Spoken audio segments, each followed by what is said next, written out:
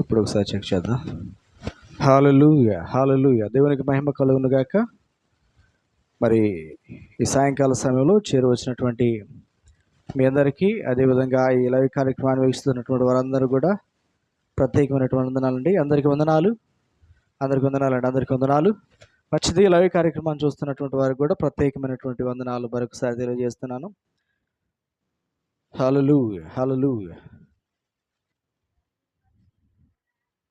హల్లెలూయా, హల్లెలూయా, హల్లెలూయా. స్తోత్రం, స్తోత్రం, స్తోత్రం. Hello, check mic testing. హల్లెలూయా.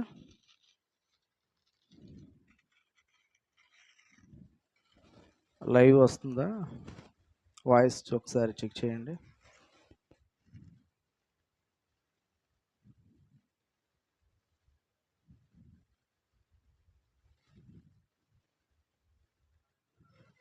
Okay, right. మంచిగా ఉంది ఇప్పుడు వాయిస్. వాయిస్ రాని కారణంగా సగం ఆగిపోయింది. సో ఇప్పుడు ఒకసారి మనం ఏమైనా చెక్ చేసుకుందాం. మంచిది, రైట్. ఈ సమయంలో దేవుని యొక్క వాక్యాన్ని మనం ధ్యానం చేసుకుందాం. దయచేసి పరిశుద్ధ గ్రంథం బైబిల్ తెలిసినట్లయితే ఒకసారి అందరూ కూడా యోహాను సువార్త 3వ అధ్యాయం 16వ వచనము. యోహాను సువార్త 3వ అధ్యాయం 16వ వచనము. ఒకటి చదవండమ్మా మైక్లో. దేవుడు లోకమును ఎంతో ప్రేమించెను. ఆయన తన అద్వితీయ కుమారుని యందు పుట్టిన వాని యందు విశ్వాసముంచు ప్రతివాడును నశింపక నిత్య జీవము పొందినట్లు ఆయనను అనుగ్రహించెను. దేవుని స్తోత్రం. హల్లెలూయా. దేవుని సంగమా, ఈ యొక్క పునరుద్ధాన దినము 2వ ఆరాధనలో మరి చేరువచ్చినటువంటి మరి అందరూ కూడా లైవ్ కార్యక్రమాన్ని వీక్షిస్తున్నటువంటి వారందరూ కూడా మరి ప్రత్యేకంగా మరొకసారి వందనాలు తెలియజేస్తున్న అందరికీ. ఈరోజు మనం ధ్యానం చేస్తున్నటువంటి వాక్యాంశము స్వచ్ఛమైన ప్రేమ నుండి ఉద్భవించినటువంటి దాతృత్వము. స్వచ్ఛమైనటువంటి ప్రేమ నుండి ఉద్భవించిన దాతృత్వం అనే అంశం మీద మనం మాట్లాడుకుంటున్నాము. ఈరోజున ఒకసారి మీరు ఆలోచన చేయండి. ఇక్కడ ఆఫరింగ్ అంటే ఏంటి, ఇవ్వటం అంటే ఏంటి? ఈరోజున సాధారణంగా ఎక్కువ శాతము ఈ ఆఫరింగ్ అనేది ఎక్కడ వింటామంటే చర్చెస్లో వింటూ ఉంటాం. దేవునికి కానుక ఇవ్వండి, దేవునికి ఆఫరింగ్ ఇవ్వండి. రెండవది ఆర్గనైజేషన్స్లో చూస్తూ ఉంటాం. మరి మా యొక్క సంస్థకు మీరు ఏమైనా ఇవ్వమని చెప్పేసి అడిగేటటువంటి విధానం. ఈరోజున నేను ఈ యొక్క వాక్యాన్ని చదువుతున్నప్పుడు దేవుడు మనకిచ్చినటువంటి ఆఫరింగ్ ఏంటో ఒకసారి మనం ఆలోచన చేయాలి. దేవుడు మనకిచ్చినటువంటి మరి ఆఫరింగ్ లేకపోతే కానుక మనం చూసినట్లయితే నిజమైన దేవుడు తన బిడ్డలైన వారికి వారు అడగకుండానే సమస్తాన్ని కూడా దయచేస్తాడని మనం నమ్ముతాం. హల్లెలూయా. ఇక్కడ దేవుడు మరి మనుషులకి ఏం చేశాడు, మానవ యొక్క జీవితానికి దేవుని యొక్క మరి ఔన్నత్యం ఏ విధంగా మరి దగ్గరగా ఉందని మనం ఆలోచన చేసినప్పుడు యోహాను సువార్త 3వ అధ్యాయం 16వ వచనంలో దేవుని యొక్క ఔన్నత్యం, దేవుని యొక్క గొప్పతనం మనకు కనపడుతుంది. ఇక్కడ యోహాను మాట్లాడుతున్నాడు, తన యొక్క పుస్తకంలో రాస్తున్నాడు దేవుని యొక్క ప్రేమను గురించి. దేవుడు ప్రేమాస్వరూపి, దేవుడు ప్రేమ గలవాడు అని అందరూ చెబుతున్నారు, కానీ ఆయన ప్రేమ ఎంత ఉన్నతమైందనేటటువంటి విషయాన్ని ఇక్కడ మాట్లాడుతున్నాడు. ఏమంటున్నాడంటే దేవుడు లోకమును ఎంతో ప్రేమించెను. దేవుడు లోకాన్ని ప్రేమించాడంట. సో లోకం అంటే ఇక్కడ భూమి మీద ఉన్నటువంటి సమస్తమును మనము తీసుకోవచ్చు, అందులో ముఖ్యంగా మానవుల్ని తీసుకోవచ్చు. దేవుడు లోకమును ఎంతో ప్రేమించాడంట. ఎంతగా ప్రేమించాడంటే ఈ లోకము కొరకు తన కుమారుణ్ణి సాక్రిఫైస్ చేసి అంతగా ప్రేమించాడంట. అంటే త్యాగం చేశాడంట. దేవుడు ఈ లోకం కొరకు తన ప్రియ కుమారుణ్ణి త్యాగంగా ఇక్కడికి చేసి పంపించాడు. అంటే ఇక్కడ ఈ మాట కొంచెం మనం అర్థం చేసుకోవాలంటే ఇందులో త్యాగం ఏముందంటే, మనిషి పాపము చేసి దేవుడు అనుగ్రహించిన మహిమను పొందలేక మానవుడు నిత్య నరకానికి చేరువై ఉన్నప్పుడు దేవుడు ఆ మానవుణ్ణి ప్రేమించి ఆ మానవుని కొరకు తన యొక్క ప్రియ కుమారుణ్ణి బలిగా అప్పగించబడినట్లుగా సర్వమానవాళి కొరకు ప్రాణం పెట్టినట్లుగా ఆయనను ఈ భూమి మీదకి సశరీరుడిగా ఈ శరీర మాంసయుక్త దేహమును ఇచ్చి ఈ భూమి మీదకి పంపించాడు. హల్లెలూయా. సాధారణంగా మనం చూస్తూ ఉంటాం, పెద్ద పెద్ద గొప్పింటి పిల్లలందరూ కూడా ఒకవేళ వాళ్ళ స్టేజ్ అంతా కూడా విడిచిపెట్టేసి దీనాతి దీనమైనటువంటి స్థితిలో, కనీసం చేతులు ఏమీ లేని స్థితిలో గడిపేటటువంటి ఆ పరిస్థితిని ఆలోచిస్తేనే చాలా దారుణంగా ఉంటుంది కదా. అలాంటిది దేవుడు సకల కోట చరాచరాలన్నిటికి కూడా ఆది సంభూతుడైన వాడు, కలగ చేసిన వాడు. He is the creator. Jesus is the creator. మొదటి అధ్యాయం మొదటి వచనంలో యోహాను సువార్తలో చెప్తాడు, ఆయన లేనిది ఏమీ కలగలేదంట, సమస్తమును కూడా ఆయన మూలముగానే కలిగినాయి అంట. ఆయనే అన్నిటికీ ఆది అయి ఉన్నాడంట. ఆది యందు ఉన్న దేవుడని స్పష్టంగా యోహాను సువార్త 1వ అధ్యాయంలో మనం చూస్తాము. ఆ ఉన్నతమైనటువంటి దేవుడు అన్ని వైభాగ్యాలను, కోటాను కోట్ల దేవదూతల చేత స్తుతించబడుతున్నటువంటి ఘనతను అన్నిటిని విడిచిపెట్టి మానవుడిని రక్షించటానికి భూమి మీద దిగి వచ్చాయంట. హల్లెలూయా. ఈనాటి దినము యేసు ప్రభు వారి యొక్క త్యాగాన్ని మనం కనుక ఆలోచన చేసినట్లయితే ఈ భూమి మీద ఉన్నటువంటి ఏ మానవుడు చేయలేనటువంటి గొప్ప అద్భుత కార్యాన్ని దేవుడు చేశాడు. ఏంటో తెలుసా? ఇదిగో నీ కొరకు నా కొరకు ప్రాణం పెట్టి మన పాపములన్నిటి నిమిత్తం ఆయన వెల చెల్లించి ఈ రోజున మనల్ని విడిపించాడు. హల్లెలూయా. ఈ భూమి మీద ఇంతకు మించినటువంటి గొప్ప సంగతి మరొకటి లేదు. కొంతమంది అనుకుంటారు మేలు చేసినటువంటి వారిని మరవకూడదు, మేలు చేసిన వారిని గురించినటువంటి విషయాలు మాట్లాడుకున్నప్పుడు ఆ మేలును బట్టి కొన్నిసార్లు మనం ఏం చేస్తామంటే పొగుడుతూ ఉంటాం. ఒక చిన్న మేలు చేసినందుకే మనం ఎంత పొగుడుతున్నామంటే ఇది దేవుడు చేసిన మేలును ఒకసారి మనం ఆలోచన చేయాలి. దేవుడు చేసినటువంటి మేలు ఏంటో తెలుసా? ఈ రోజున ఈ భూమి మీద మనం ఇలా నిలిచి ఉన్నామంటే అది కేవలం దేవుని కృపే. ఒకసారి ఆదికాండం 1వ అధ్యాయము 26వ వచనం 27వ వచనంలో చూస్తే మనము ఇగో దేవుడు ఈ భూమి మీద మనకి ఎటువంటి బాధ్యతలను, ఎటువంటి హక్కులను, ఎటువంటి ఇగో స్వాతంత్ర్యాన్ని, ఎటువంటి ఆధిపత్యాన్ని ఇచ్చాడో అక్కడ మనం చూడగలుగుతాం. ఒకసారి చదువుతున్నాను. దేవుడు మన స్వరూపమందు మన పోలిక చొప్పున నరులను చేయుదము, వారు సముద్రపు చేపలను, ఆకాశ పక్షులను, పశువులను, సమస్త భూమిని, భూమి మీద ప్రాకు ప్రతి జంతువును ఏలుదురుగా కనియు పలికెను. దేవుని స్తోత్రం. హల్లెలూయా. సో దేవుడు మొట్టమొదటిలోనే, అనాది సంకల్పంలోనే తన మనస్సులో ఏమనుకున్నాడంటే అతని స్వరూపమందు, అతని పోలిక చొప్పున నరులను చేద్దామనుకున్నాడు. హల్లెలూయా. అసలు ఈ భూమి ఎందుకు పుట్టింది అని ఎవరైనా అడిగితే ఈ భూమి దేనికోసం కలగజేశాడంటే మానవుడి కోసమే కలగజేశాడు. హల్లెలూయా. ఈ సమస్త విశ్వంలో అనేక గ్రహాలు ఉన్నాయి. ఈ గ్యాలక్సీలు, ఈ పాలపంతులో కొన్ని కోట్ల ఇటువంటి గ్రహాలు ఉన్నాయి. ఒక్కొక్క పాలపంతులో తీసుకుంటే వీటన్నిటిలో కూడా భూమి ఎంత ప్రత్యేకమైనదిగా ఉందో, ఎంత ప్రత్యేకతను కలిగి ఉందో మీరు కనుక ఒకసారి మీరు సైంటిఫికల్గా ఆలోచన చేస్తే ఈ భూమి మీద ఉన్నంత జీవకోటి ప్రపంచంలో మీరు ఎక్కడికైనా వెళ్ళి అడగండి, మిగిలిన గ్రహాల్లో ఇటువంటి అవకాశాలు లేవు. గాలి, నీరు, వాతావరణం, ఇక్కడ మనకి ఇక్కడ దొరుకుతున్నటువంటి అన్ని రకాలైనటువంటి ఔషధాలు, లేకపోతే ఇక్కడ దొరుకుతున్నటువంటి సమస్తమైనటువంటి మెటీరియల్స్ మిగిలినటువంటి గ్రహాల్లో లేవంట. హల్లెలూయా. ఎందుకు కలిగినాయో తెలుసా? ఎందుకు దేవుడు చేశాడో తెలుసా?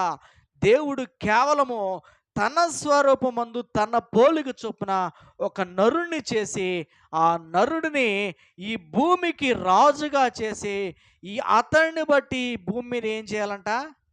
పరిపాలింప చేయాలని అతని మనసులో అనుకొని ఆయన కార్యం చేయటం ప్రారంభించాడంట. ఆ కార్యముల నుండి వచ్చింది 6 దినాల ఈ సృష్టిలో దేవుడు సమస్తాన్ని చేసి 7వ దినం విశ్రాంతి తీసుకొని తదుపరి ఆయన మానవుడికి ప్రత్యేకతలు ఇచ్చి అతనికి ఈ సమస్త భూమి మీద ఆధిపత్యం ఇచ్చాడు. హల్లెలూయా. చూడండి, ఆకాశ పక్షులని, భూమి మీద ప్రాకే ప్రతి జంతువుని, ప్రతి మొక్కను, ప్రతి వృక్షాన్ని, ప్రతి జంతువును దేవుడు ఏలుడుగా కానీ మనకు అప్పగించాడంట. హల్లెలూయా. ఈరోజు మీరు నిజంగా చూడండి, ఈ భూమి మీద ఇప్పటి వరకు, ప్రస్తుతం ఇప్పటి వరకు భూమిని శాసించింది ఎవరంటే మానవుడే. దురదృష్టకరమైనటువంటి రోజులు రాబోతున్నాయి. నెక్స్ట్ తర్వాత ఈ భూమిని ఏలుబడి చేసేది ఎవరంటే మనిషి కాదు, కొన్ని రోబోస్ ఈ భూమిని ఏలుబడి చేయబోతున్నాయి. హల్లెలూయా. ఇదేదో అయ్యగారికి మతిపోయి మాట్లాడుతాను అనుకోబాకండి. ఇది వాస్తవం. ఏంటంటే రేపు రానున్న దినాల్లో 666 నెంబర్ కలిగినటువంటి మనుష్యుడి సంఖ్య కలిగినటువంటి ఆర్టిఫిషియల్ ఇంటెలిజెంట్ వ్యవస్థ నేటికే బలోపేతమైంది. రేపు రానున్న దినాల్లో మానవుని మేధస్సుకు దాదాపు 1,00,000 రెట్లు అవి పనిచేయబోతున్నాయి. హల్లెలూయా. అప్పుడు మనిషి మేధావి కాదు, అవే మేధావి అనేటటువంటి పరిస్థితి వచ్చేస్తుంది. తర్వాత ఇప్పుడు కోళ్ళని, కుక్కల్ని, మేకల్ని ఎట్లయితే బంధించి ఉంచారో అట్లా రేపొద్దున మనిషిని కూడా బంధించే రోజులు రాబోతున్నాయి అన్నమాట. హల్లెలూయా. అంటే కొన్ని అంచనాలను బట్టి, కొన్ని సమాచారాలను బట్టి తెలుసుకున్న వార్త ఇది నేను. అయితే దేవుడు ఇప్పుడు వరకు మనల్ని అధిపతులుగానే ఉంచాడు, రూలర్స్గా ఉంచాడు, రూలింగ్ చేయడానికి అవకాశం ఇచ్చాడు. అయితే ప్రియ దేవుని సంగమా, జాగ్రత్తగా వినండి. దేవుని యొక్క స్వచ్ఛమైన ప్రేమ మనిషి ఆధిపత్యం చేసేవాడిగా ఉండాలని, ఏలుబడి చేసేవాడిగా ఉండాలని, ఇదిగో మనిషి ఇదిగో ఈ భూమిని ఏలుబడి చేస్తూ కలగ చేసిన దేవుడికి కృతజ్ఞత కలిగి ఉండాలని. హల్లెలూయా. కృతజ్ఞత. దేవుడు కోరుకున్నది ఏంటంటే కృతజ్ఞతను కోరుకున్నాడు. హల్లెలూయా. మనిషి నుండి కోరుకుంది ఏంటంట? కృతజ్ఞత, థ్యాంక్స్ గివింగ్. ఆదామును చేశాడు, హవ్వను చేశాడు, ఇద్దరిని ఈ భూమి మీద ఉన్నటువంటి సకల జీవరాశులకి మీరు ఏలుబడుగు చేయుదురుగా అని చెప్పి పెట్టి ఏదేను వనంలో గొప్ప అవకాశాన్ని ఇచ్చాడు. కానీ ఆ అవకాశాన్ని వారు చేజార్చుకున్నారు, ఆధిపత్యాన్ని పోగొట్టుకున్నారు. చివరికి వారి పరిస్థితి ఏంటంటే ఆ దేవుని చేత త్రోసివేయబడినటువంటి స్థితికి వెళ్ళిపోయారు. హల్లెలూయా. దేవుడు బాధపడ్డాడు, దుఃఖపడ్డాడు. అయ్యో, నేను మనిషిని ఈ భూమి మీద ఏలుబడి చేసేవాడిగా పెడితే అతడు తుచ్చమైన అభిలాషలకు లోబడిన వాడై ఆజ్ఞను అతిక్రమించి తాను దూరమయ్యాడు గనక ఆ దూరమైన వ్యక్తిని అలాగే విడిచిపెట్టగా మరలా తన దగ్గరికి తీసుకురావాలని ఆశపడ్డాడు. హల్లెలూయా. వాస్తవానికి కోర్టులో ఒకసారి శిక్ష పడిన తర్వాత ఆ శిక్ష పడినటువంటి ముద్దాయి ఎవరైతే ఉన్నారో అతన్ని విడిపించడానికి అవకాశం లేనప్పుడు ఆ యొక్క జడ్జిమెంట్ ఇచ్చినటువంటి న్యాయమూర్తి చెప్పేది ఏంటంటే చట్టం పనిని చేసుకుంటా పోవాల్సిందే అంటారు. హల్లెలూయా. చట్టం తన పని తాను చేసుకుంటూ పోతుందంటాడు. హల్లెలూయా. ఇప్పుడు దేవుని శాసనం, మానవుడు పాపం చేసినప్పుడు రక్తం చిందించాలి. ఎవరిదంటే పరిశుద్ధమైనటువంటి రక్తం చిందించాలి. కోళ్ళ యొక్కయు, గొర్రెల యొక్కయు, సకల చతుష్పాద జంతువుల యొక్క రక్తము శుద్ధమైంది కాదు, పరిశుద్ధమైంది కాదు. కనుకనే క్రీస్తు యేసు నరుడిగా ఈ లోకానికి ఆయన పంపబడ్డాడంట. హల్లెలూయా. దేవుడే దీనుడై ఈ లోకానికి ఇదిగో పాపము నిమిత్తం ప్రక్షాళన చేయటానికి ఆయన వచ్చాడంట. దాన్ని యోహాను సువార్తలో 3:16 దేవుడు లోకమును ఎంతో ప్రేమించాను. ఈ మాట అర్థం ఏంటంటే దేవుడు ఎలా ప్రేమించాడంటే పాపి అయిన మనిషి మారు మనసు పొంది దేవుని దగ్గర రావడానికి ఆయన లోకమును ప్రేమించి తన ప్రియ కుమారుని లోకానికి పంపించాడంట. దేవుని యొక్క ఉన్నతమైనటువంటి ఆఫరింగ్ చూడండి, ఉన్నతమైనటువంటి నమ్మకమైనటువంటి ఆయన యొక్క కార్యము చూడండి. నిజంగా ఈ భూమి మీద పాపానికి ప్రక్షాళన చేసే మార్గాలు లేవయా అంటే నిజంగా చెప్పొచ్చు, లేవనే చెప్పొచ్చు. హల్లెలూయా. ఇది మీకు నమ్మకం కలిగేదిగా లేకపోతే ఒకసారి మీరు ఆలోచన చేయండి. పాపం పోవటం అంటే పరిశుద్ధులుగా మార్చబడటం. పరిశుద్ధులుగా మార్చబడటం అంటే మరలా పాపం చేయకుండా ఉండటం. ఈ భూమి మీద ఉన్నటువంటి సమస్తమైనటువంటి మానవాళి యొక్క హృదయము చెడిపోయిందంట, వ్యాధి కలిగిందంట, భయంకరమైనటువంటి ఘోరమైందంట. మనిషి పాపం నుండి బయటికి రావడానికి ప్రయత్నం చేస్తున్నాడు. ఆ బయటకు వచ్చే ఆ క్రమంలోనే మరొక పాపం చేయడానికి ప్రయత్నిస్తున్నాడు. దాన్ని కనుక్కోవడానికి, దాన్ని పోగొట్టుకోవడానికి ఏదో చేస్తున్నాడు ప్రయత్నము.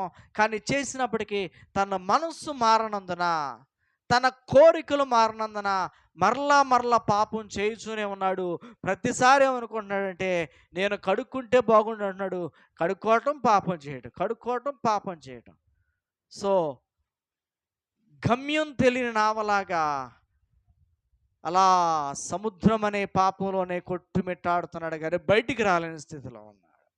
ఇప్పుడు మనిషి పాపం పోవాలంటే ఏం చేయాలంటే రక్తం చిందించబడాలి, పరిశుద్ధులైన రక్తము. అందుకే క్రీస్తు యేసు ఈ లోకానికి, మనము మురికిలో ఉన్న మనము, చెడ్డ స్థితిలో ఉన్న మనము పరిమళ వాసనగా మారునట్లుగా ఆయన మన నిమిత్తము ఈ లోకానికి వచ్చాడు. ఒకసారి దేవుని వాక్యం చూద్దాము. ఎఫెసీయులకు రాసిన పత్రిక 5వ అధ్యాయము 2వ వచనం. ఎఫెసీయులకు రాసిన పత్రిక 5వ అధ్యాయము 2వ వచనం కనుక మీరు చూసినట్లయితే ఒక మంచి మాట ఉంటుంది. క్రీస్తు మనకు ఎటువంటి భాగ్యాన్ని ఇచ్చాడో చూడండి. ఇక్కడ ఎఫెసీయులకు రాసిన పత్రిక 5వ అధ్యాయం 2వ వచనం చదువుదాం.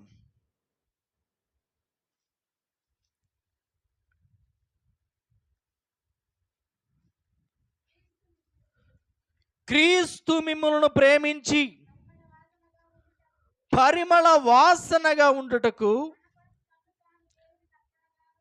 మన కొరకు తన్ను తాను దేవునికి అర్పణముగాను బలిగాను అప్పగించుకొనెను. దేవుని స్తోత్రం, హల్లెలూయా. చూడండి, ఇప్పుడు దేవుని సంగమా, క్రీస్తు ఎవరి కోసం అప్పగించుకున్నాడంట? మన కోసము, మన పాపముల కోసము తన్ను తానే అప్పగించుకున్నాడంట. చూడండి, ఎంత విలువైనటువంటి స్వచ్ఛమైనటువంటి ప్రేమ. నీకు నీవుగా అప్పగించుకోవడం. హల్లెలూయా.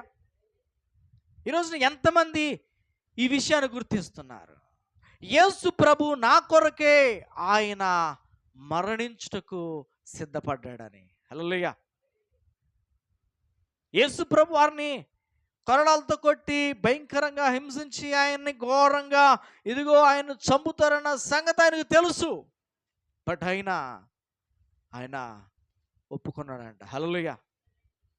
మీరు ఎప్పుడైనా గుర్తుపెట్టుకోండి, ఏదైనా ఒక సింహం కనుక వచ్చి మన మీద పడి మన కండను పట్టుకొని పీకేసి మనల్ని కొరికి మన మీద పడి మనల్ని చంపేయడానికి వస్తుంది అనుకో, నువ్వు సిద్ధపడి వెళ్తావా?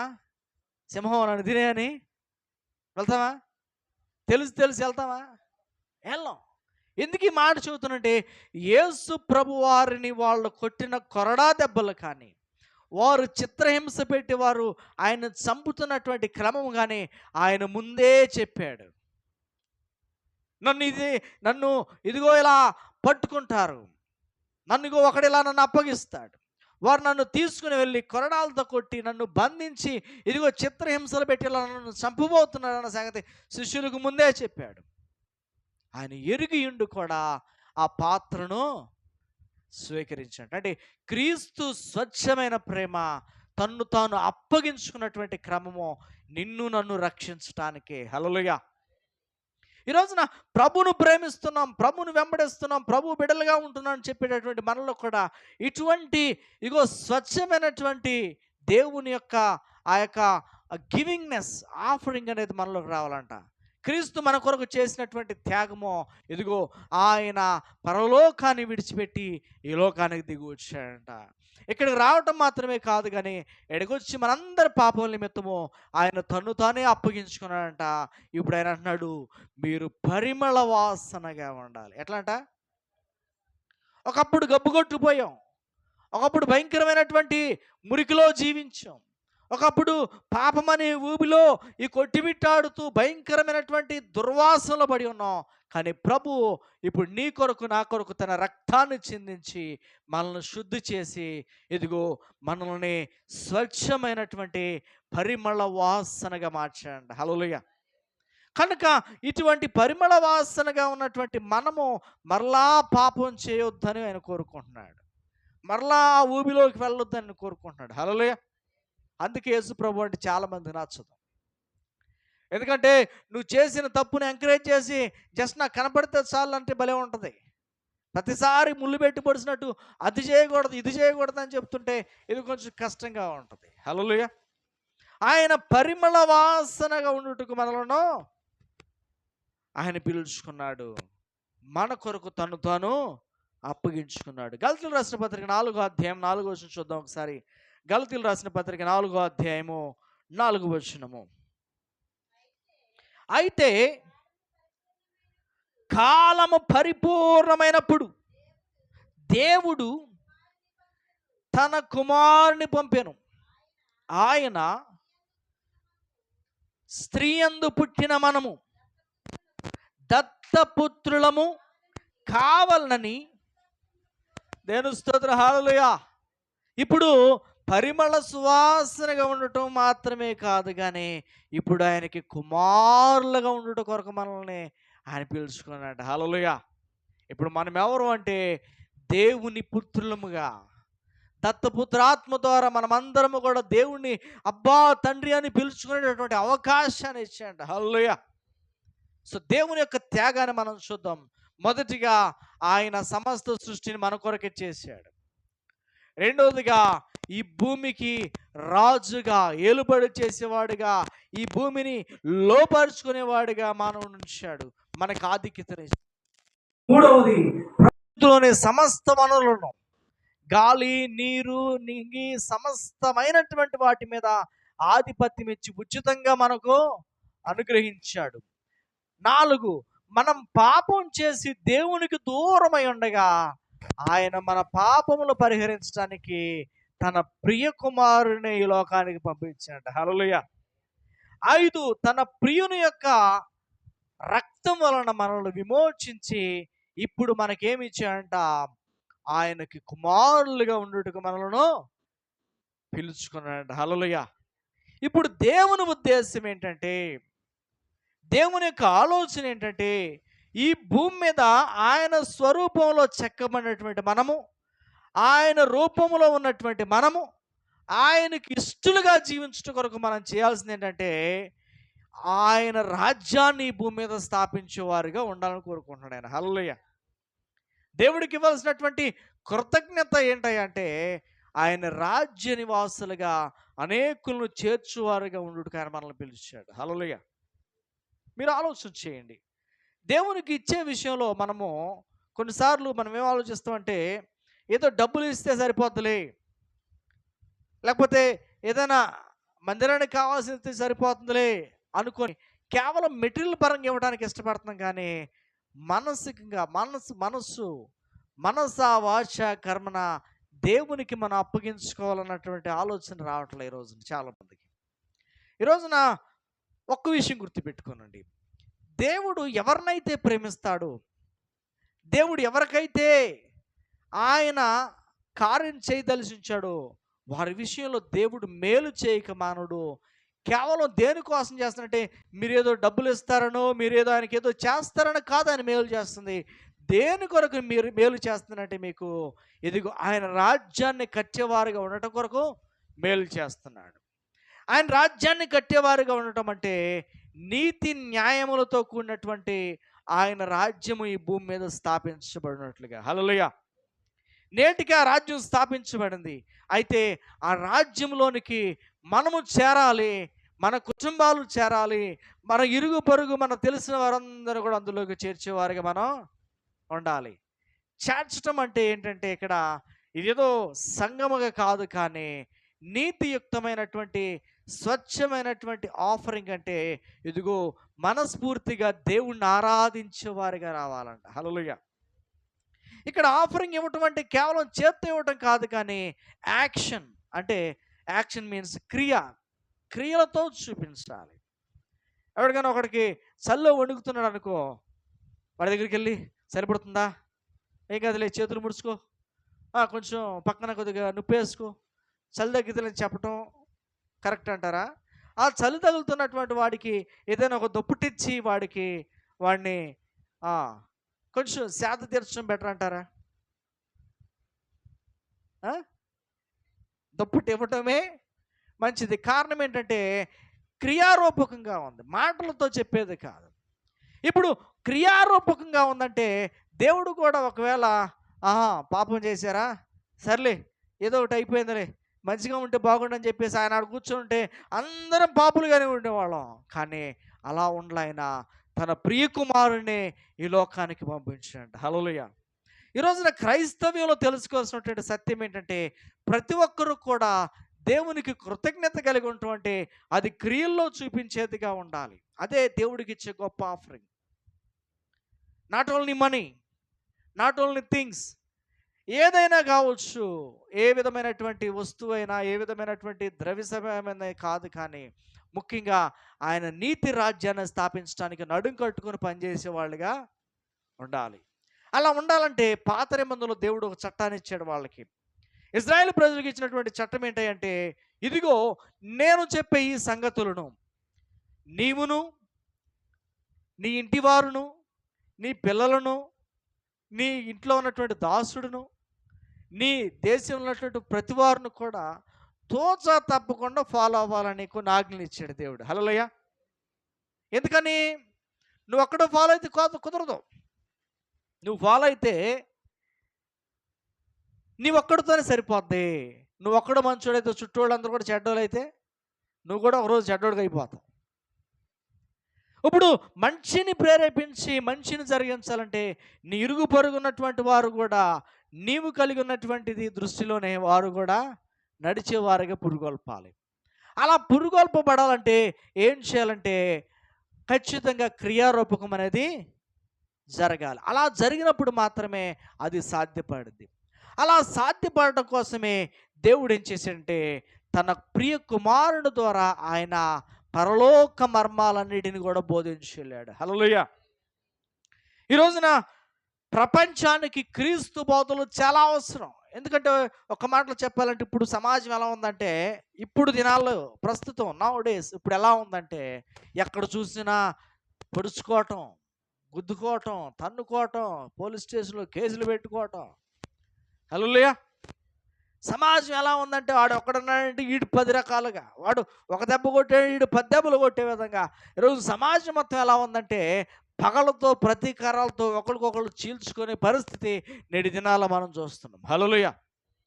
ఈ రోజున ప్రేమను గురించి, దేవుని యొక్క ఔన్నత్యాన్ని గురించి ప్రకటించేవాళ్ళు లేరు.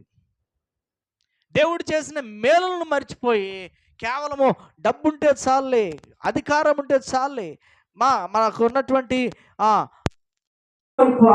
వైపు అధికారాల వైపే చూస్తున్నారు. కానీ ఈ ప్రాణం ఇప్పుడే పోతే మనం ఎక్కడ పోతాం అన్న ఆలోచన ఎవరు చేయట్లేదు. పొడి చేస్తున్నారు ఆ పని అంతే. నేను న్యూస్వేడ్లో ఒక వీడియో చూశాను. అసలు ఇక కస పొడిచే పని మీద ఉన్నాడు మనిషిని. దారుణమైనటువంటి పరిస్థితి. ఈ పని చేస్తే తర్వాత నా భవిష్యత్తు ఏంటి, నా కుటుంబ భవిష్యత్తు ఏంటి, నాకు ఇలాంటి జరిగితే నా పరిస్థితి ఏంటి అనే ఆలోచన ఎవరికి లేవు.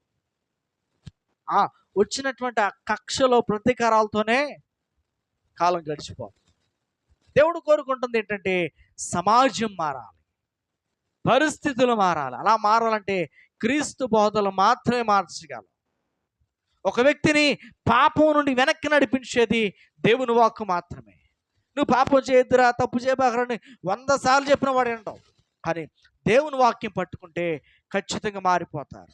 ఈ రోజున మీరు చూడండి, యేసు ప్రభువును అనుసరించే వారిలో ఎవరున్నారు తెలుసా?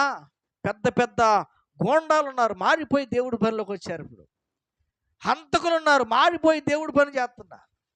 భయంకరమైనటువంటి జోదగాళ్ళు, తాగుబోతులు, తిరుగుబోతులు, వ్యసనాలతో భయంకరంగా చిక్కుపడిపోయి కుటుంబాలను విచ్ఛిన్నం చేసుకుని ఆ తర్వాత మారి సమాధానాన్ని తీసుకొచ్చి మరలా ఈ రోజున మంచిగా బాగుతున్నటువంటి వారు నిజంగా క్రైస్తవంలో తప్ప మరి ఎక్కడ కనపడతలా. హల్లెలూయా. కారణం ఒకటి ఏంటంటే యేసు ప్రభు వారి బోధలు నేటి సమాజానికి అవసరం. ఆయన ప్రేమ, ఆయన త్యాగము, ఆయన చేసినటువంటి బోధలు నేటి సమాజాన్ని ఇంకనూ కూడా అవి ప్రభావితం చేస్తుందంటే ఆయన ఎంత ఉన్నతమైనటువంటి బోధలు చేసాడో అర్థం చేసుకోవాలి. ఇదేదో దీనికి ఒక రంగు పూసి ఇదేదో బ్రిటిష్ వాళ్ళది లేదా వాళ్ళది వీళ్ళదని ఎన్నో రకాలుగా పూసుకున్నా కానీ ఆయన మాటలు మీరు జాగ్రత్తగా వినండి. ఒక చెంప కొడితే రెండో చెంప చూపించమని పోరాడాడు ఒక ఆయన, స్వతంత్రం తీసుకొచ్చాడు. హల్లెలూయా. రా నువ్వు చూసుకుంది నేను చూసుకుందంటే అయిపోయింది పని. కానీ ఒక్కటే మాట, శాంతితోనే దేన్నైనా సాధించగలమన్నటువంటి మాట ఈరోజు నా స్వాతంత్ర్యాన్ని మనకు అనుగ్రహించాడు. హల్లెలూయా. నీ శత్రువు కొరకు కూడా ప్రార్థించినటువంటి మాట ఈ లోకంలో ఎవరు చెప్పలా. ఆడొకడు కొట్టాడా, రేపు 2 కొట్టి అన్నవాళ్ళు తప్ప, ఆడు చేస్తే ఇంకోటి చేయని చెప్పేవాళ్ళు తప్ప, వాడు మారాలని ప్రార్థన చేయ, వాడు మారితే పగలుండవు అని చెప్పేవాళ్ళు లేరు. ఇవాళ యేసు ప్రభు వాడు చెబుతున్నాడు, శత్రువు కోసం ప్రార్థన చేయి. హల్లెలూయా. ఈ భూమి మీద అందరూ సుఖముగా శాంతిగా నెమ్మదిగా బ్రతకాలంటే సర్వభూమండలం మీద ఉన్నటువంటి మానవులందరూ ఒకటేననేటటువంటి స్వభావం మానవుడిలోనికి రావాలి. హల్లెలూయా. అది లేనప్పుడు మన గుమ్మంలో ఉన్నప్పుడు పక్కింటోడు మన బయటోడే, మన ఇంట్లో ఉన్నప్పుడు పక్కింటోడు బయటోడే, మన ఊరు దాటిన తర్వాత పక్కూరోడు మనకు బయటోడే, మన జిల్లా దాటిన తర్వాత పక్క జిల్లా వాడు మన బయటోడే, మన రాష్ట్రం దాటిన తర్వాత పక్క రాష్ట్రం వాడు మనకు బయటవాడే, మన దేశం దాటిన తర్వాత పక్క దేశం వాడు బయటవాడే. వాడేంట్రా వీడేంట్రా అనే మాటలే వస్తాయి. హల్లెలూయా. కానీ మానవులంతా ఒక్కటే, మనమందరము కూడా దేవుని వలన ఈ లోకంలో జీవించున్నాం. దేవుడే దీనికి అందరికీ కూడా కారణభూతుడు కనుక ఆయనకి లోబడాలని ఎప్పుడైతే మన మనసులో ఎప్పుడైతే అనుకుంటామో అప్పుడు అందరినీ సమానంగా చూడటానికి అవకాశం ఉంటుంది. మరలా తిరిగి శాంతియుక్తమైనటువంటి పరిస్థితులు రావడానికి అవకాశం ఉంటుంది. దేవుడు కోరుకుంటుంది ఏంటంటే, ఇదిగో ఈ భూమి మీద నా రాజ్యం స్థాపించబడాలి. హల్లెలూయా. ఈ రోజున సంఘాలతో సంబంధం లేదు. Church is the holy congregation, it's not only building. Church అంటే పరిశుద్ధుల సమూహం, ఇది ఒక భవనం కాదు. ఈరోజు ఎందరైతే ప్రార్థన చేసేవాళ్ళనో ఏక మనస్సు కలిగి ప్రేమించేవారుగా ఉండి ఇదిగో అనేకమైనటువంటి దేవుని సంగతులు ఉపదేశించుకుంటూ ఒకరికొకరు తోడ్పడుకుంటూ అందరూ కూడా దేవుని రాజ్యాన్ని కట్టే పనే చేయాలి. హల్లెలూయా. సంఘాల్లో కూడా ఎట్లా ఉంటుందంటే, మీది ఏ సంఘం అమ్మా? మాది ఇది. ఇప్పుడు ఇద్దరిది కలిసిందంటే కూర్చొని గంటైనా మాట్లాడుకుంటారు. ఇప్పుడు ఇద్దరితో ఒకటి కాదనుకుంటే అక్కడ నుండి బాయ్ బాయ్ టాటా అంతే, అక్కడ నుండి వెళ్ళిపోతుంది. హల్లెలూయా. ఈరోజు దేవుడు కోరుకుంటుంది ఏంటంటే ప్రేమ. దీన్ని ఎగ్జాక్ట్గా అపోస్తలుడైనటువంటి అయినటువంటి పౌలు గారు దీన్ని స్థాపించాడు. మనం చూసినట్టు కొరింథీయులకు రాసిన పత్రికలో ప్రేమ గురించి ఒక అధ్యాయం రాశాడు మొత్తం. ఈరోజున దేవుని వాక్యం చెబుతుంది, దేవునికి ఇవ్వదగినటువంటి గొప్ప ఆఫరింగ్ ఏంటంటే, ఇదిగో మనము పని చేస్తూ దేవుణ్ణి పరిచయం చేసేవారుగా ఉండాలి. హల్లెలూయా.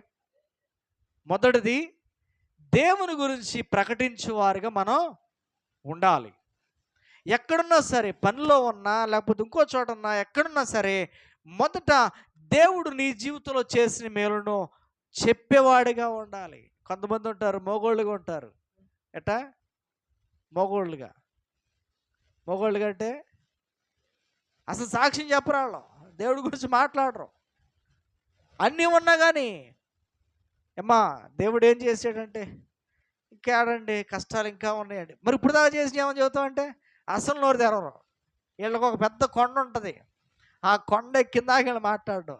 ఈ మధ్యలో ఎన్నో వస్తూ ఉంటాయి, ఎన్ని మేలు జరిగినా కానీ ఆయన విడిచిపెట్టేస్తూ ఉంటారు. ఇప్పుడు ఆ కొండ కదిలితేనే దేవుడు మేలు చేసినట్టు అనుకుంటున్నాడు. కాదు కాదు కాదు దేవుడికి కృతజ్ఞత కలిగి ఉండటమంటే దేవుడు చేసిన మేలును చెప్పటమే. హల్లెలూయా. రెండవది, దేవుడికి ఇచ్చే బహుమానం ఏంటంటే ఆయన పనికి సహకరించడం. హల్లెలూయా. చాలా జాగ్రత్త చూడండి. ఈ పని, దేవుని పనికి మనం ఎలా సహకరించాలి, దేవుడి యొక్క పనిని మనం ఎలా ముందు తీసుకెళ్ళాలి, దేవుడి పనిని ముందుకు తీసుకెళ్ళాలంటే నా వంతు నేనేం చేయగలగాలి. హల్లెలూయా. ఇప్పుడు దేవుని కార్యము ఎవరో ఇదేది మంద కాదులే, ఇదే ఆడదులే అనుకునేటటువంటి పరిస్థితి ఈరోజు చాలా ఎక్కువ ఉంది. అయ్యగారు చూసుకుంటారు, అయ్యగారు చేసుకుంటారు. No no no no. దేవుని పనిని ఎలా చేయాలంటే ఆసక్తితో చేయాలంట. హల్లెలూయా. ఎలా చేయాలంట? ఆసక్తితో. ఇది నాది, ఇది నేను చేయాలి, ఈ భారం దేవుడు నాకు ఇచ్చాడని స్వచ్ఛమైన మనసుతో చేయాలంట. హల్లెలూయా. మీరు చూసినట్లయితే క్రీస్తును దేవుడు మనకు అప్పగించడానికి ఆయన స్వతహాగా పంపించంట, స్వచ్ఛందంగా. క్రీస్తు కూడా మన కొరకు మరణించడానికి స్వతహాగా అప్పగించుకున్నంట. ఎవరు నో ప్రెషర్, స్వతహాగా తను అప్పగించుకున్నాడు. ఇప్పుడు మనం దేవునికి చేసే విషయంలో కూడా స్వతహాగా ఉండాలి. హల్లెలూయా. మూడవ కార్యక్రమం ఏంటంటే దేవుని సేవను పోషించేవారుగా ఉండాలి. హల్లెలూయా. ఎట్టట? మొదటిది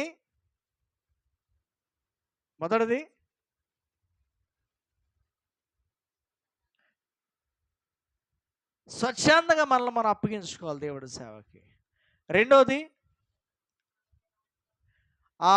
ఆయన సామ్రాజ్యాన్ని స్థాపించేవారుగా, ఆయన గురించి ప్రకటించేవారు. ముందు వెనక వెనక ముందు అయినట్టుంది. ఓకే.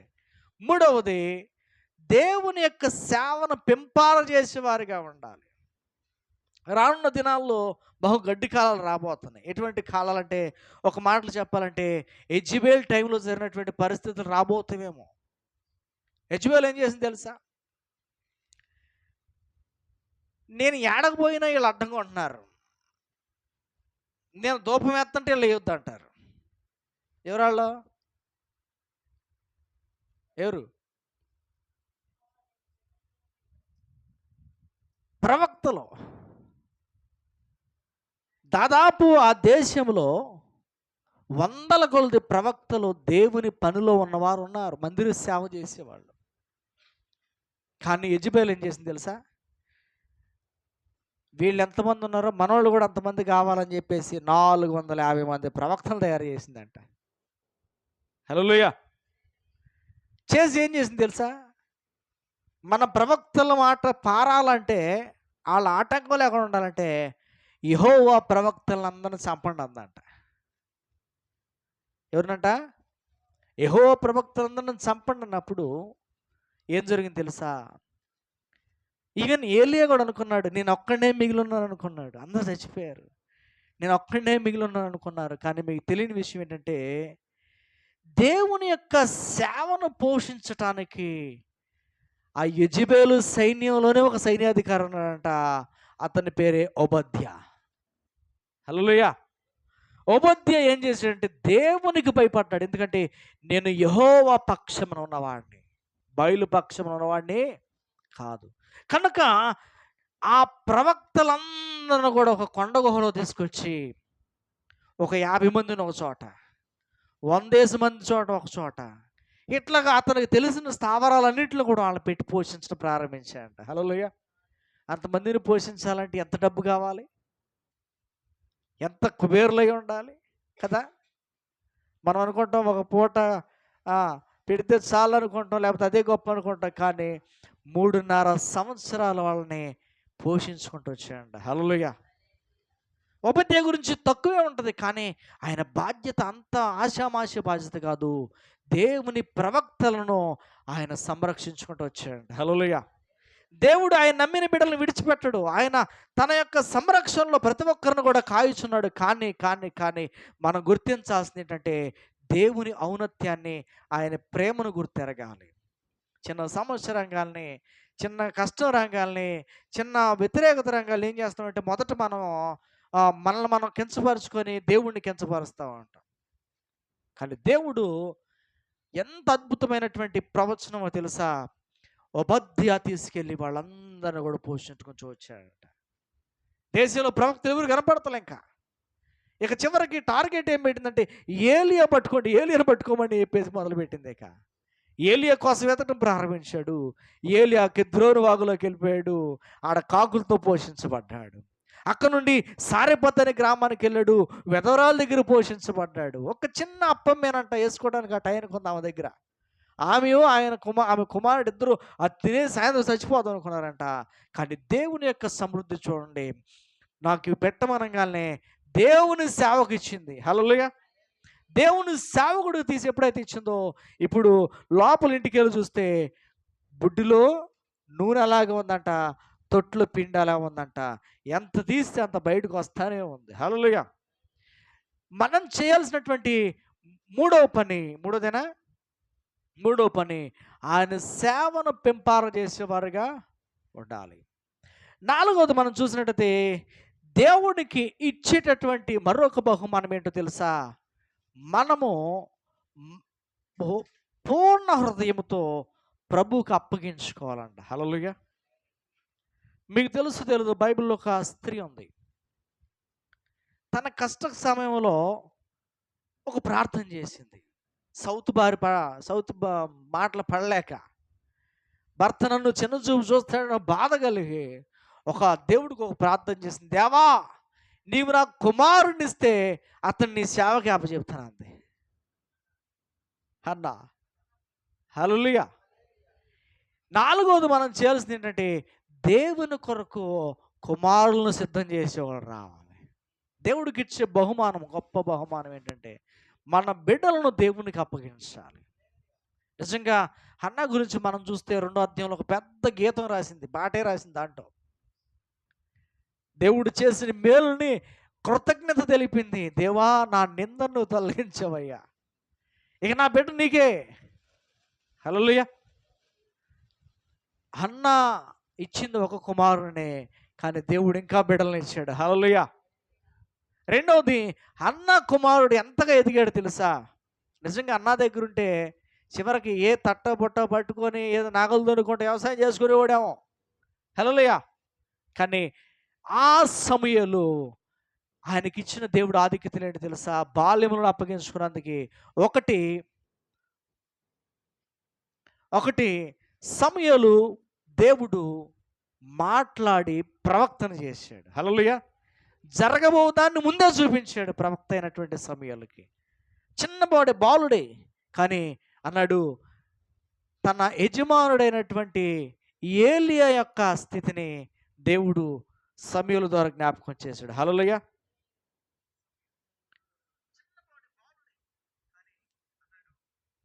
దేవునికి మహిమ కలుగును గాక. రెండవది, దేవుడిచ్చిన మరొక ఆధిక్యత ఏంటంటే, జాగ్రత్తగానండి, రాజులను అభిషేకం చేసి అభిషేకకర్తగా చేశాడు. సో ఇజ్రాయేలుకు రాజు కావాలంటే అభిషేకించడానికి ఎవరై అంటే సమూయేలే అభిషేకించాలి. సమూయేలు పట్టాభిషేకం చేయాలి. ఇప్పుడు ఆయన ఎవరైతే అభిషేకిస్తాడో అతనే రాజు అంట. హల్లెలూయా. ఇద్దరిని అభిషేకించాడు. ఎవరిని? సౌల్ని, దావీదుని. హల్లెలూయా. మూడవది, ఆయన న్యాయాధిపతిగా ఇజ్రాయేలును పరిపాలించే న్యాయాధిపతిగా దేవుడు చేశాడు. మూడో ఆధిక్యత. ఇంకా మనం చూస్తే సమూయేలుని దేవుడు ఎంతగా హెచ్చించాడంటే, నిజంగా పూర్తిగా నేరుగా మాట్లాడినటువంటి బైబిల్ ప్రవక్తల్లో సమూయేలు రెండో వాడిగా మనకు కనపడుతున్నాడు. హల్లెలూయా. అంటే మోషేతో మాట్లాడినట్లుగా దేవుడు మోషేను ఎట్లాగైతే దేవుడు వాడుకున్నాడో అలా సమూయేలును వాడుకొని నేరుగా ఆయన ప్రత్యక్షతను ఇచ్చాడు. నేను ఎందుకు ఈ మాటలు చెబుతానంటే, ఇదిగో నేటి దినాల్లో అలా పనిచేసే సేవకులు రావాలి. అట్లా పనిచేసే వాళ్ళని తయారు చేయుటకు ప్రతి తల్లిదండ్రులు కూడా దేవుడికి ఇచ్చేవారుగా ఉండాలి. హల్లెలూయా. స్వచ్ఛంగా ఇవ్వాలి. ఎట్లా అంట? స్వచ్ఛంగా అంటే మనఃపూర్వకంగా దేవునికి ఇచ్చేవారుగా మనం ఉండాలి. లాస్ట్ది ఐదవది, మనం ఇచ్చేది ఏదైనా సరే ఇక్కడే బహుమానం పొందుకోవాలన్న మనస్సు గాక పరలోకములో నేను పొందుకోవాలన్న మనస్సుతో ఇవ్వాలి. హల్లెలూయా. ఇది చాలా ఇంపార్టెంట్. చివరి మాట ఎక్కడంట? నేను ఇచ్చేది పరలోకంలో ఖచ్చితంగా కొయ్యాలి. భూమి మీద విత్తిన దానికి ఎక్కడ కొయ్యాలి? ఒక మాట చెప్పాలంటే, దేవుడు ఖచ్చితంగా పరలోకంలో నాకు ప్రతిఫలం ఇస్తాడని నమ్మకంగా ఇవ్వాలి. ఇక్కడ మనుషులు ఘనతనివ్వచ్చు, ఇవ్వకపోవచ్చు, గుర్తించవచ్చు, గుర్తించకపోవచ్చు, లక్ష్య పెట్టవచ్చు, లక్ష్య పెట్టకపోవచ్చు, కానీ దేవుడు విడిచిపెట్టేవాడు కానే కాదు. ఆయన ఖచ్చితంగా ఇస్తాడు అనేటటువంటి గొప్ప నమ్మకంతో దేవునికి ఇచ్చేవారుగా ఉండాలి. హల్లెలూయా. దేవుడు మనకు అనుగ్రహించిన కొలది ఆయన సేవను ప్రోత్సహించేవారుగా, ఆయన పనిని ముందుకు తీసుకెళ్లేవారుగా ఎప్పుడైతే మనం నడుం కట్టుకుంటామో అప్పుడు నీ కుటుంబంలో సమృద్ధిని నువ్వు చూడగలుగుతావు. హల్లెలూయా. కొంతమంది పినాసిగా ఉంటూ ఉంటారు. అంటే ఒక మాటలో చెప్పాలంటే ఇచ్చుటకు ఆలోచన చేస్తూ ఉంటాడు దేవుని పనికి కొరకు. కానీ ఒక విషయం గుర్తుపెట్టుకోనండి, దేవుడు ధారాళంగా దయచేసే దేవుడు. ప్రతి ఒక్కరి ఎడల ఆయన తన నమ్మకత్వాన్ని చూపిస్తున్నాడు. హల్లెలూయా. నేటికి ఈనాటికి కూడా దేవుడు ఎంతగా మనుషుల పట్ల, మనందరి పట్ల ఆయన సానుకూలత కలిగిస్తున్నాడంటే మన ప్రతి పరిస్థితిని ఎరిగిన దేవుడు ఇది అంచెలంచెలుగా పైనే పెడుతున్నాడు. దేవుని నమ్మిన వారు మీరు చూడండి, ఏ ఒక్కరు దరిద్రులుగా ఉన్నవారు లేరు, ఏ ఒక్కరు విడనాడబడిన వారుగా లేరు, ఏ ఒక్కరు కూడా నేను దేవుణ్ణి నమ్మి నేను అన్యాయం అయిపోయినటువంటి పరిస్థితులు ఏ ఒక్కరు లేరు. కారణం ఏంటి తెలుసా? నమ్మదగిన దేవుడు ఆయన నమ్మదగిన వాడు కనుకనే నేటికి తన నమ్మకత్వాన్ని కాపాడుకుంటూ తన యొక్క ప్రతి సకల ఐశ్వర్యాల్లో నుండి, తన యొక్క పరలోక మహిమల నుండి మనకు ప్రతిదీ అనుగ్రహిస్తున్నాడు. కనుక మనం నమ్మాలి. ప్రభువా, నేను నీ పని కొరకు నేను కష్టపడతాను ప్రభువా, నీ పని కొరకు నా సాయి శక్తులు నేను ఏది చేయగలను, మాట రూపంగా నీ స్వార్థ ప్రకటించడానికైనా ఓకే, ఇదిగో ద్రవ్యపూర్వకంగా లేకపోతే ధనపూర్వకంగా నీ సేవకు విత్తుటకైనా ఓకే, లేకపోతే నాకున్నటువంటి నా సంతానాన్ని ఇదిగో నీ పరిచర్య కొరకు ఇవ్వడానికైనా ఓకే, లేకపోతే నా పూర్ణ హృదయంతో నిన్ను సేవిస్తూ అనేకులను దేవుని వద్దకు వచ్చేవారుగా ప్రార్థించేవారుగా ఉంటాను కానీ ఓకే, ఏదో ఒకటి ప్రభా నేను నీ పనిలో కొనసాగాలనేటువంటి మనస్సు మనకు రావాలంట. హల్లెలూయా. అప్పుడు ఆశ్చర్యకరంగా మనం దేవుని యొక్క పంటలో మనం విత్తనం విత్తే నూరెంతల ప్రతిఫలాన్ని రేపు కోయబోతున్నాం. అటు కృప దేవుడు మనందరికీ అనుగ్రహించునుగాక. ఆమేన్. ప్రార్థన చేసుకుందాం. అమ్మగారి ఫోన్ అమ్మ. అందరు తల వంచి కళ్ళు మూసుకుని ప్రార్థన చేసుకుందాం. చిన్న ప్రార్థన అమ్మ చేయండి, ప్రార్థన చేయండి.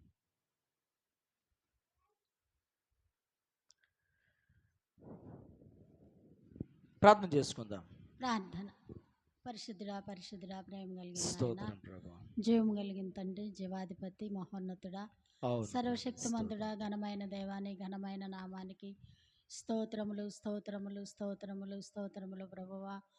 అయ్యా, దూతల చేత, భక్తుల చేత, విశ్వాసుల చేత నాయన ఇప్పుడు ఎల్లప్పుడూ స్తుతి స్తుతి స్తుతి అని పొగడబడుచున్నటువంటి మా నాయన నీకు వందనాలు అయ్యా. ఇదిగో తండ్రి, మరి ప్రభా గడిచిన 5 మాసాలు కూడా 2004లో మమ్మల్ని క్షేమముగా కాపాడి అయా సజీవముగా ఉంచి నీ సన్నిధానానికి ఈ రెండవ